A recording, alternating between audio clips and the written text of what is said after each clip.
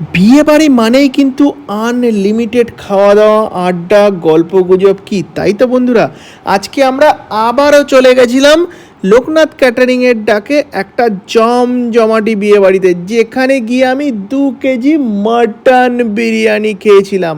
আর ফার্স্টেই কিন্তু আমরা চলে গেলাম স্টার্টারের কাউন্টারে, যেখানে চিকেন পকোড়া, পনির পকোড়া ছিল, আর কিন্তু ছিল গরম গরম কফি।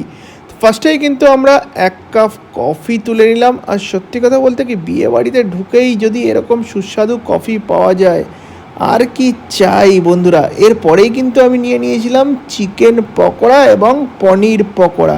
ফার্স্টে একটু ভেজটা দিয়েই শুরু করা যাক, কি তাই তো বন্ধুরা? পনির পকোড়াটা কিন্তু দারুণ ছিল, সত্যি জাস্ট ফাটাফাটি। অনেক দিন পরে কিন্তু বিয়ে বাড়িতে চিকেন পকোড়া ট্রাই করলাম আমি। সত্যি এতটাই ক্রিস্পি হয়েছিল, জাস্ট দুর্দান্ত।